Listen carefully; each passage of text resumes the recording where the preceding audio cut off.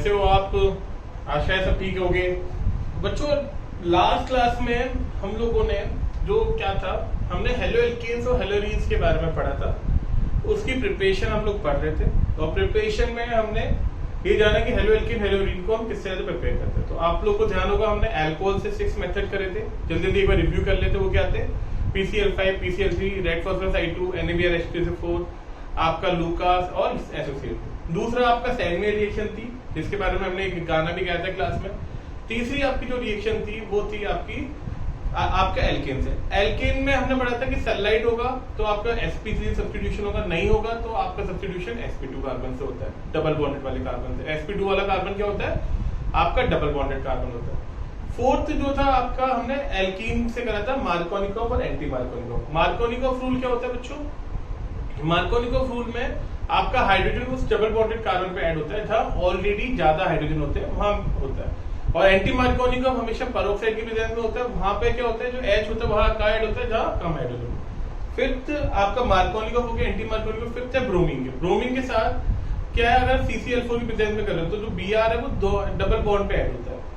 और Br2 को अगर आप सनलाइट में कर रहे हो तो sp3 से आपका सब्स्टिट्यूशन हो जाता है। इसके बाद फिंकिस्टाइन और स्वार्ट्ज। फिंकिस्टाइन रिएक्शन बच्चों क्या होता है? फिंकिस्टाइन रिएक्शन में आपका आयोडीन एक्सचेंज होता है, क्योंकि आपने देखा मोस्ट ऑफ द रिएक्शन में आयोडीन नहीं बनता है। और स्वार्ट्ज रिएक्शन में आपका फ्लोरीन एक्सचेंज होता है। ये हमारा लास्ट क्लास में हम लोगों ने पढ़ा था। आज हम उसके आगे बढ़ रहे हैं। ये हमारी प्रिपरेशन ऑफ हेलो एल्केन हेलोरीन हो गया था। उसके बाद हम लोग पढ़ रहे हैं आपका chemical properties of haloalkane haloarene. तो chemical properties of haloalkane haloarene हम एक बार देखते हैं। तो नेक्स्ट हम बात करें chemical properties of haloalkanes and haloarene. इसको हम लोग देखते हैं, chemical properties of haloalkane and haloarene, है ना। तो आपका हेलो एल्केन और हेलोरीन की केमिकल प्रॉपर्टीज हम बात करते हैं। तो जो हेलो एल्केन की और हेलोरीन की केमिकल प्रॉपर्टी जो सबसे पहले हम बात करेंगे वो है आपका melting point and boiling point. Melting point and boiling point. तो मेल्टिंग एंड बॉइलिंग पॉइंट होता है वो आपका डायरेक्टली प्रोपोर्शनल होता है किसके? आपका लेंथ ऑफ कार्बन चेन। किसके प्रोपोर्शनल होता है? Length of carbon chain. आपकी जितनी बड़ी कार्बन की लेंथ होगी, मतलब चेन की लेंथ होगी, उतना आपका मेल्टिंग एंड बॉइलिंग पॉइंट ज्यादा होता है। जैसे आपका ये लिखा है 5 कार्बन की चेन है और एक 4 कार्बन की चेन है। तो बच्चों आप लोग को ऑब्वियसली समझ में आ रहा है कि 5 कार्बन की चेन को तोड़ने में आपको ज्यादा एनर्जी देनी पड़ेगी, तो ऑब्वियसली उसका मेल्टिंग एंड बॉइलिंग पॉइंट क्या हो जाएगा? हाई हो जाएगा। जितना 4 कार्बन की चेन के बजाय, तो मेल्टिंग एंड बॉइलिंग पॉइंट में डायरेक्ट रिलेशन हो जाता है लेंथ ऑफ कार्बन चेन। जितनी ज्यादा कार्बन की चेन, जितनी लंबी चेन, उतना आपका मेल्टिंग एंड बॉइलिंग पॉइंट आपका ज्यादा हो जाएगा। दूसरा जो मेल्टिंग एंड बॉइलिंग पॉइंट होता है बच्चों, वो आपका इनवर्सली प्रोपोर्शनल होता है ब्रांचिंग। ब्रांचिंग मतलब क्या होता है? अब ब्रांचिंग का एक इंपॉर्टेंट फंडा समझो। ब्रांचिंग में क्या होता है आपका, जैसे आपका लिखा है, ये लिखा है आपका क्लोरोब्यूटेन और एक लिखा है आपने आइसोप्रोपाइल। अब आप देख रहे हो यहाँ पे एरिया ऑफ कॉन्टेक्ट कितना है, जबकि यहाँ पे एरिया ऑफ कॉन्टेक्ट इतना ही रहता है। तो अब इसमें जो है आपका क्लोरोब्यूटेन दूसरे क्लोरोब्यूटेन के साथ ज्यादा एरिया स्पेसिफाई करना होगा, तो यहाँ पे area surface area of contact ज्यादा है। जबकि इसमें अगर दूसरे के साथ करेगा तो इसमें आप देखोगे यहाँ पे एरिया ऑफ कॉन्टेक्ट लिमिटेड है। तो एरिया ऑफ कॉन्टेक्ट घटने की वजह से आपका जो मेल्टिंग एंड बॉइलिंग पॉइंट भी है वो भी कम हो जाता है। तो आपका melting and boiling point branching से डिक्रीज करता है। क्यों? रीजन इसका आप क्या लिखोगे? Due to decrease in surface area. आपका सरफेस एरिया कम होता जाता है तो आपका जो मेल्टिंग एंड बॉइलिंग पॉइंट है वो भी आपका बच्चों कम होता जाता है। तो पहला melting and boiling point directly proportional length of carbon chain के, इनवर्सली प्रोपोर्शनल है ब्रांचिंग के। और थर्ड पॉइंट अगर आप देखोगे, आगे हम बढ़ते हैं थर्ड पॉइंट मेल्टिंग पॉइंट। ये तो अभी 2 फैक्टर हमने पढ़े, मेल्टिंग एंड बॉइलिंग पॉइंट, आपको इसी तरह समझना है। थर्ड पॉइंट अगर आप देखोगे मेल्टिंग एंड बॉइलिंग पॉइंट के बारे में, तो मेल्टिंग एंड बॉइलिंग पॉइंट जो होता है वो आपका डायरेक्टली प्रोपोर्शनल होता है नंबर ऑफ हेलोजेंस के। आपके जितने आपके हेलोजेंस होते हैं उतना मेल्टिंग एंड बॉइलिंग पॉइंट क्या हो जाएगा? ज्यादा हो जाएगा। जितने नंबर ऑफ हेलोजेंस उतना उसका मेल्टिंग एंड बॉइलिंग पॉइंट ज्यादा। ठीक है। क्योंकि जितना हाइड्रोजन उतनी पोलैरिटी उतना आपका melting point and boiling point भी क्या हो जाता है, ज्यादा हो जाता है। उसके बाद आपका directly proportional to size of hydrogen. Size of hydrogen से आप देखो समझ सकते हो थोड़ा कैसे होगा। साइज ऑफ हाइड्रोजन में क्या होगा, आपका लिखा है CH3F और ये हो जाएगा CH3F। ये एरिया ऑफ कांटेक्ट कितना है अभी हाइड्रोजन की साइड में, क्योंकि आप हाइड्रोजन में जानते हो ना साइज कैसे वेरी करता है, फ्लोरीन, क्लोरीन, ब्रोमीन, आयोडीन। तो डाउन द ग्रुप जाते हो साइज क्या होता जाता है, बढ़ता जाता है। फिर आप देख रहे हो CH3Cl और ये आपका CH3Cl।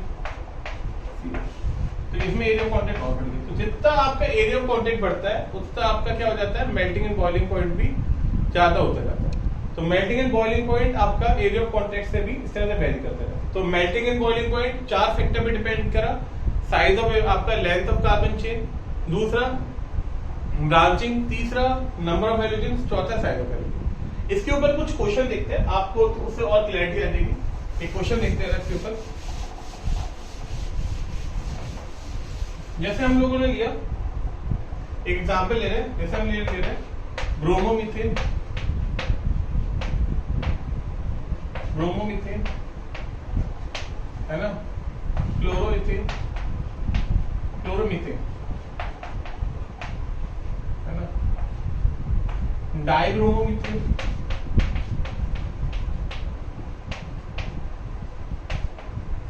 और क्लोरोफॉर्म। ये हमने लिया ब्रोमोफॉर्म, हम ले रहे हैं यहाँ पे ब्रोमोफॉर्म।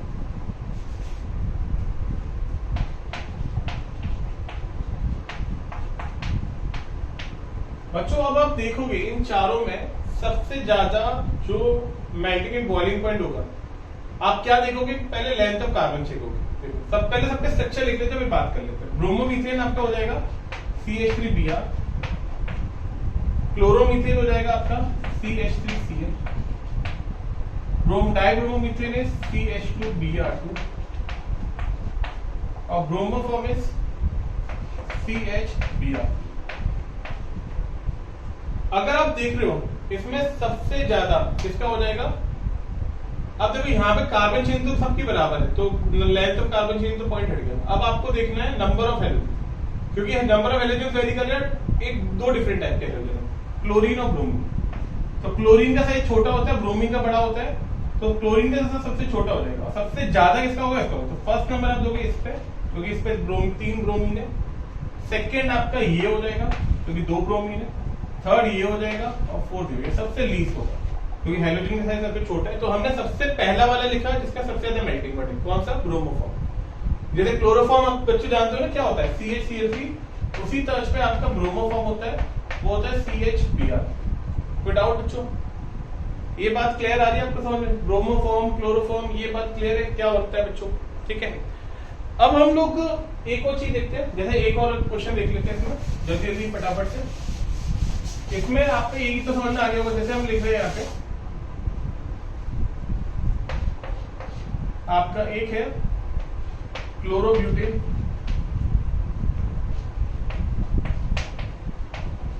क्लोरोप्रोपेन और आइसोप्रोपाइल। ये हम एग्जाम्पल देखेंगे,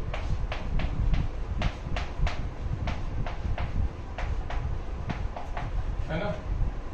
chlorobutane is this, chlorobutane. Chloropropane आपका ये होता है, क्लोरो लिख रहे हैं, सॉरी मैं ब्रोमो लिख रहा हूँ, आई एम सॉरी, यहाँ पे क्लोरो लिखो।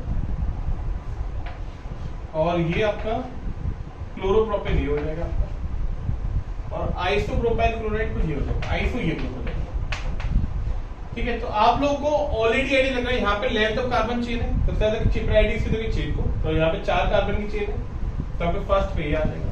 अब यहाँ पे 3 कार्बन तो है, बट यहाँ पे इसमें ब्रांचिंग आ गई, इसे ब्रांचिंग नहीं है, सेकंड पे ये हो जाएगा, थर्ड पे ये हो जाएगा। बच्चों ये समझ में आ गया ना अपन को। तो ये आपका मेल्टिंग एंड बॉइलिंग पॉइंट पे कुछ क्वेश्चन इस तरह से आपको पूछे जा सकते हैं, जिसमें आपको ऑर्डरिंग आ सकती है। तो दूसरी जो प्रॉपर्टी होगी वो हमारी होगी आपकी, क्या हो गया इसमें, दैट इज कॉल्ड आपका केमिकल प्रॉपर्टी, और उसमें हमने मेल्टिंग एंड बॉइलिंग पॉइंट के बारे में अभी बात समझी। नेक्स्ट हम लोग बात करें बच्चों, ये तो हमारा मेल्टिंग एंड बॉइलिंग पॉइंट हो गया।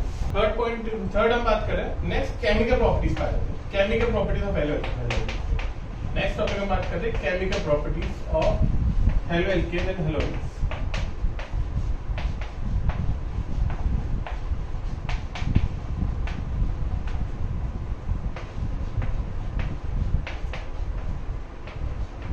है ना, chemical properties of haloalkanes और हेलोइड्स पे अगर हम बात करेंगे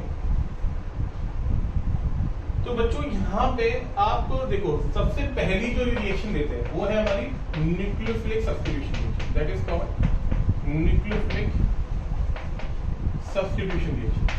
हम पहली जो प्रॉपर्टी डिस्कस कर रहे हैं that is called nucleophilic substitution reaction. Nucleophilic substitution reaction में क्या होता है उसको समझो कि आपके जितने भी हेलो एल्केन है और अरीन है वो न्यूक्लियोफिलिक सब्स्टिट्यूशन अंडरगो करते हैं। कैसे? देखो, आपको ये पता है कार्बन है और कोई भी हेलोजन है, यहाँ पे कार्बन हेलोजन में एक इलेक्ट्रोनेगेटिविटी डिफरेंस होता है। इलेक्ट्रोनेगेटिविटी डिफरेंस में क्या होता है कि यहाँ पे कुछ पोलैरिटी डेवलप हो जाती है, जिसमें नेगेटिव ये होता है, पॉजिटिव ये होता है।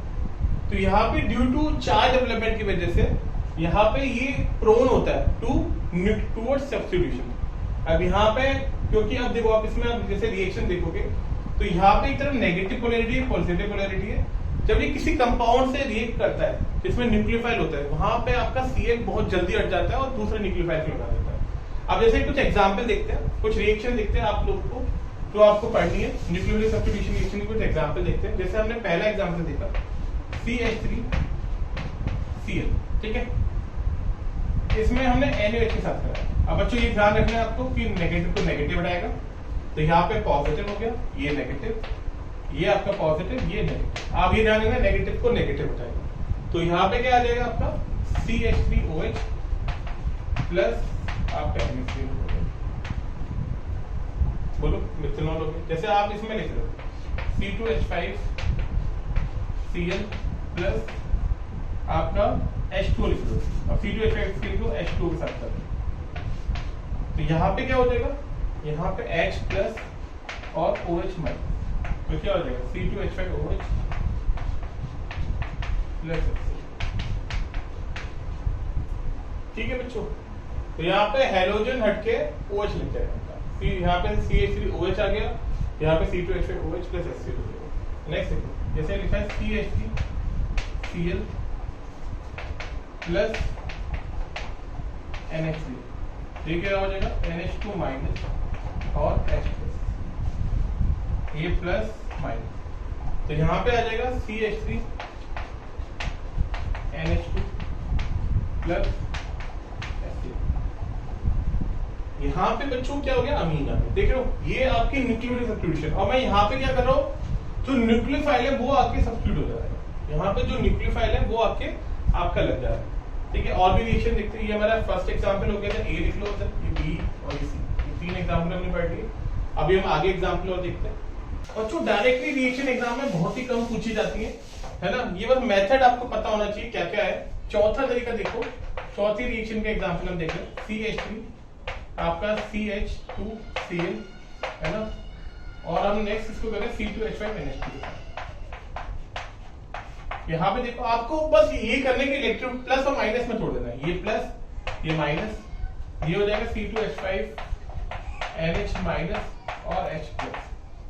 तो ये यहाँ पे क्या हो जाएगा कुछ इसमें, दैट इज CH3 CH2NH और C2H5 प्लस HCl। अब इसमें आप इसकी नेमिंग करने की कोशिश करो।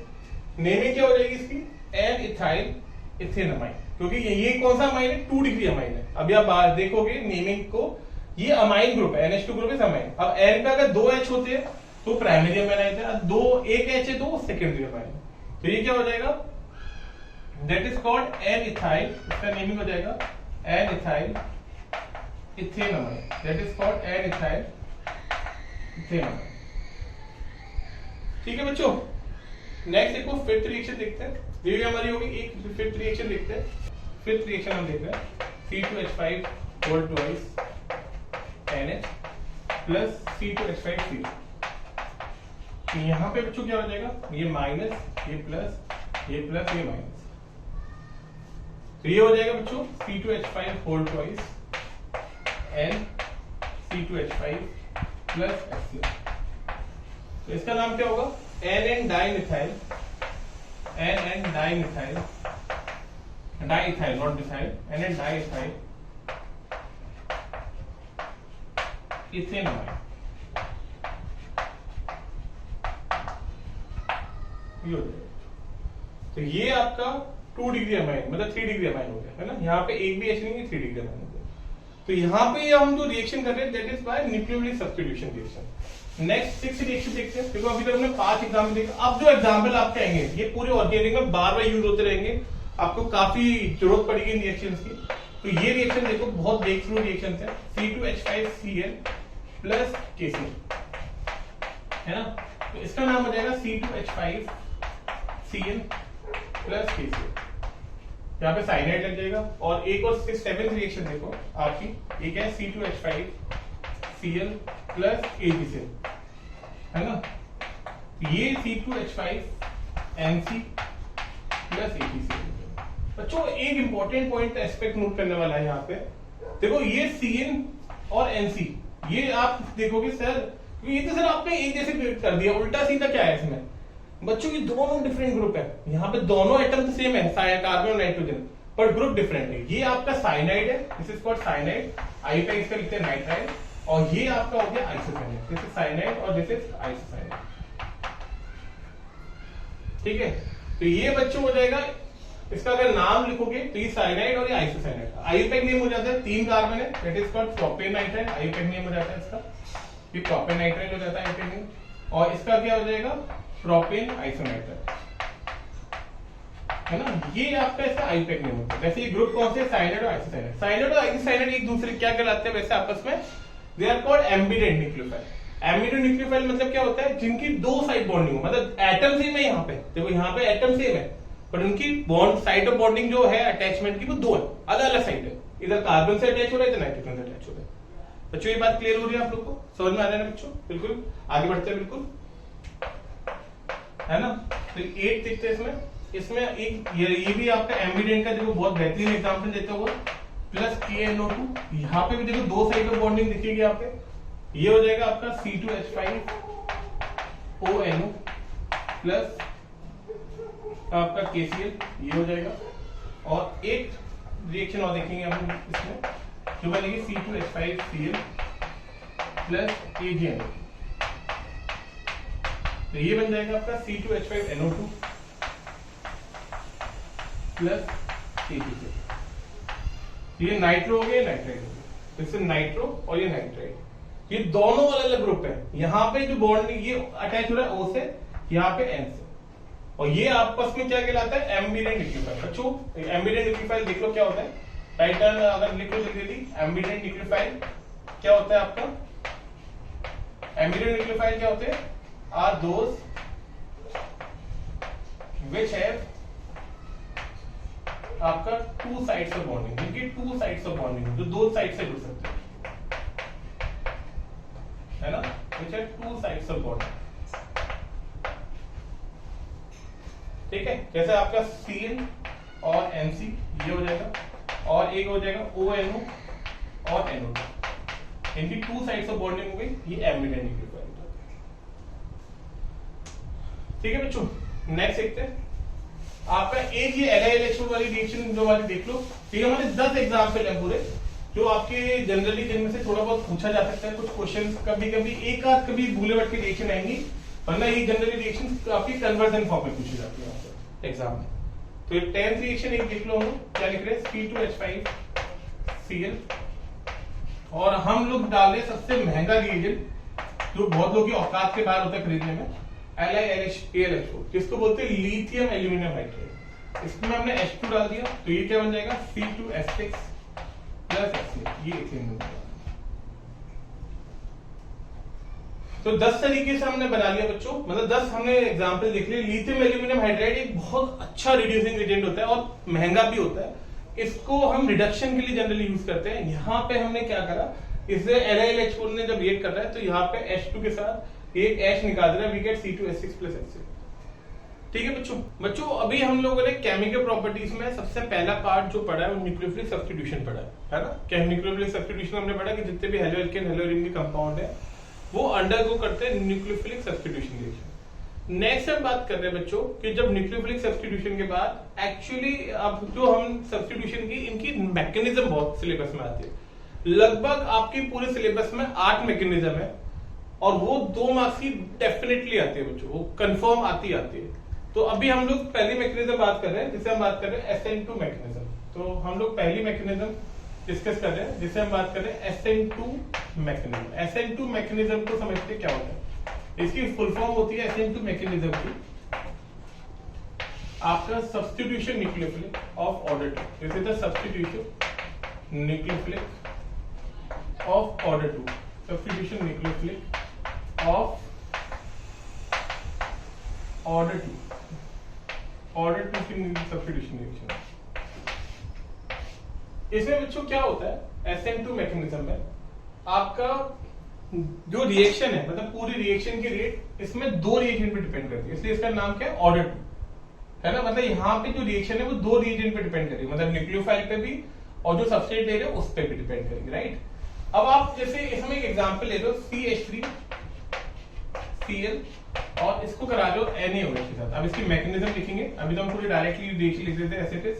तो ये बन जाएगा CH3Cl प्लस आपका CH3OH, सॉरी CH3OH आ जाएगा यहाँ पे प्लस NaCl बन जाएगा। We get CH3OH plus NaCl,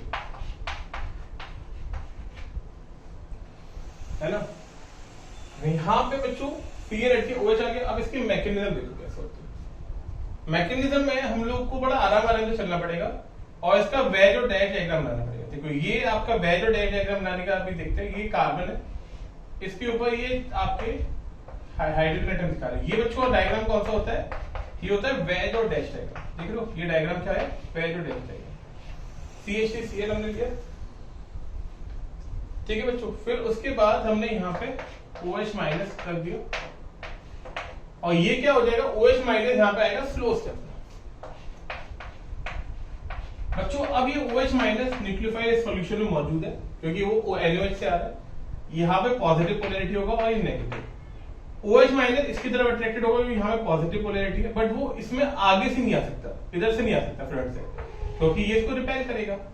अब ये क्या करेगा? फिर ये आगे से नहीं घुसेगा तो ये पीछे से घुस जाएगा, इधर से घुस जाएगा, देखो है ना। मतलब आगे से अटैक नहीं कर पा रहा है तो पीछे के दरवाजे से आएगा और यहाँ पे कुछ ऐसा कंपाउंड बन के देगा। ये कुछ ऐसा एक स्टेज आएगी, ये हो जाएगा कुछ ऐसा।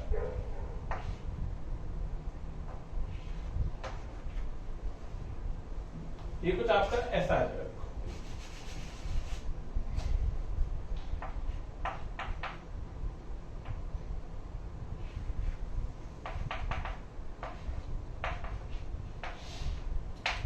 अब आप कहोगे सर ये क्या बनाया आपने कंपाउंड, मतलब ये क्या है? मैं तो कह रहा हूं ये क्या है? ये बच्चों यहाँ पे कार्बन 5 बॉन्ड बनाता हुआ नजर आ रहा है, बट क्या ऐसा पॉसिबल है? कार्बन 5 बॉन्ड बना सकता है? नहीं बना सकता ना। तो ये जो कंपाउंड है ये कहलाएगा unstable intermediate. This is called unstable intermediate. ये अनस्टेबल इंटरमीडिएट कहलाएगा क्योंकि ये आपका बहुत ही लिमिटेड टाइम के लिए एग्जिस्ट करेगा। क्यों लिमिटेड टाइम के लिए एग्जिस्ट करेगा? क्योंकि ये तो आपका पॉसिबल ही नहीं है ना स्ट्रक्चर। कार्बन का 5 बॉन्ड वाला स्ट्रक्चर अनस्टेबल होता है, ये लिमिटेड टाइम के लिए एग्जिस्ट करेगा आपका। तो अब फाइनली क्या हो जाएगा? ये अब इसका ये फास्ट स्टेप होगा, यहाँ पे इनको तेजी से स्टेप अकर होगा, यहाँ पे फास्ट है और ये जो है आपका Cl बाहर आ जाएगा यहाँ पे और we left with this CH H H और ये OH और ये Cl माइनस कंपाउंड। तो ये इसकी मैकेनिज्म होगी जो 2 स्टेप में अकर होगी, स्लो स्टेप और फास्ट स्टेप में। इसमें ये इंटरमीडिएट बन रहा है जिसे अनस्टेबल बोलते हैं और ये आपकी रिएक्शन इस तरह से हो जा रही है। तो इसमें जो OH माइनस है वो क्या होता है आपका? अब देखो स्लो स्टेप में यहाँ पे 2 मॉलिक्यूल्स पार्टिसिपेट कर रहे हैं, तो पूरी रिएक्शन यहाँ पे एंटायरली न्यूक्लियोफाइल पे डिपेंड कर रही है और रिएजेंट जो आपने लिया उस पर डिपेंड कर रही है। इसलिए इसका नाम पड़ा है सब्स्टिट्यूशन न्यूक्लियोफिलिक ऑफ ऑर्डर 2। बच्चों ये बहुत इंपॉर्टेंटली बात आपको ध्यान रखनी है, स्लो स्टेप में जितने भी मॉलिक्यूल्स पार्टिसिपेट करते हैं उस पे ही एंटायर रिएक्शन डिपेंड करती है, मतलब पूरी रिएक्शन की रेट उसी पे डिपेंड करेगी। एंड दैट इज कॉल्ड आपका substitution nucleophilic of order 2। That is clear बच्चों? क्लियर है आप लोग को? नेक्स्ट हम बात करते हैं इसमें। नेक्स्ट बच्चों ये तो ऑर्डर 2 के हो गए। अब हम बात करते हैं SN1 क्या होता है। अगर SN2 होता है तो SN1 भी कुछ होता होगा, तो SN1 देख लेते हैं। SN1 में बच्चों आप क्या देखोगे, SN1 में आप देखो, SN2 में मैंने क्या बोला था, वहां पे स्लो स्टेप में एक मॉलिक्यूल पार्टिसिपेट करता है, तो उसमें क्या होगा, SN1 में वहां पे एक करेगा। SN2 में कितने करते हैं, 2 पार्टिसिपेट करते हैं, तो SN1 में कितने पार्टिसिपेट करेगा, एक पार्टिसिपेट करेगा इसमें। तो SN1 का देखो बच्चों क्या हो जाएगा, SN1 मैकेनिज्म। SN1 मैकेनिज्म जो होगी वो आपका टर्शरी आपका देगा, जो भी टर्शरी है आपका अल्काइल हैलाइड है वो SN1 देंगे। वो क्यों देंगे वो समझते हैं, उसका भी एक वाजिब रीजन है। देखो हम लोग बना रहे हैं ये टर्शरी वाला alkyl halide CH3 whole cube CCl CH3 whole cube आपका CCl, ये लिख रहे हैं हम लोग,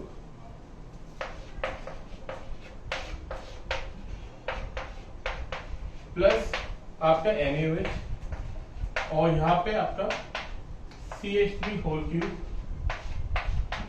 COH प्लस NaC। अब इसमें भी देखो क्या हो जाएगा आपका स्टेप 1 देखो, इसमें यहां पे ये C के साथ 3 एल्काइल ग्रुप लगे,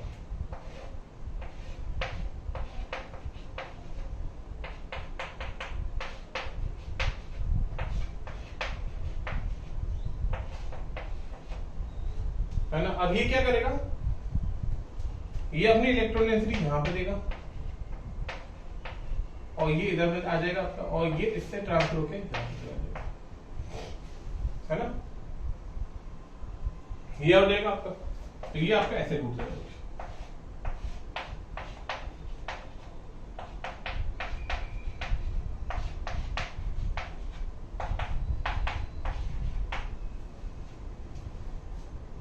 बोलो। ये टर्शरी हो गया, इसमें ये टर्शरी अल्काइल हो गया। इसमें क्या हो रहा है, अब ऐसा क्यों हो रहा है, यहाँ पे ये स्लो स्टेप है आपका, ये इसमें ऐसा क्यों हो रहा है बच्चों, क्योंकि यहाँ पे जो अल्काइल ग्रुप है वो प्लस आई इफेक्ट शो कर रहा है। प्लस आई की वजह से यहाँ पे जो कार्बन पे इलेक्ट्रॉन डेंसिटी है वो सारी की सारी क्लोरीन पे चली जा रही है, वो सारी की सारी किस पे चली जा रही है, क्लोरीन पे चली जा रही है। जब वो क्लोरीन पे जा रही है तो क्या हो रहा है, ये यहाँ पे बहुत ज्यादा चार्ज डेवलप हो जा रहा है, यहाँ पे पॉजिटिव ज्यादा डेवलप हो रहा है, यहाँ पे नेगेटिव, और ये आपका कंपाउंड टूट जा रहा है इस तरह से।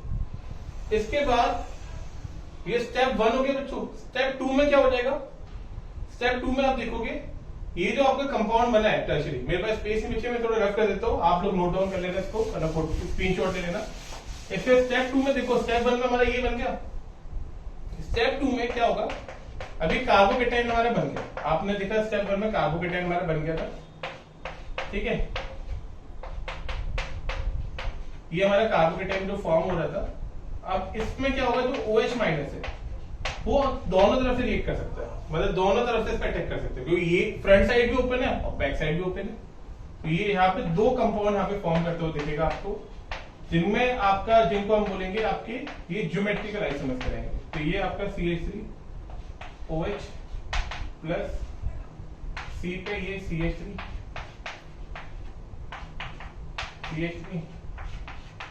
और ये OH,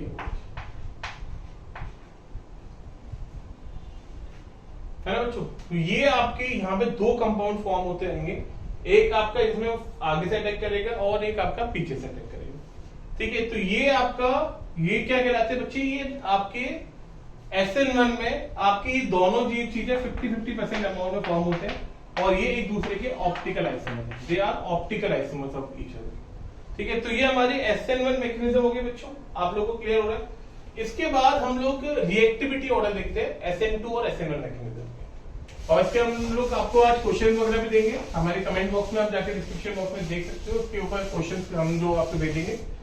तो अभी हम लोगों ने बच्चों SN2 मैकेनिज्म को जाना और SN1 मैकेनिज्म को जाना। अभी हमने ये सभी पकड़ लिया कि मैकेनिज्म क्या है, आपके सब्स्टिट्यूशन न्यूक्लियोफिलिक कैसे अकर होती है bye SN2 SN1।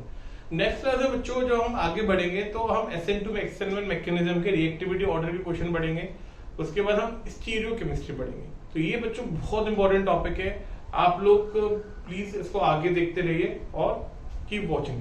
Thank you बच्चों।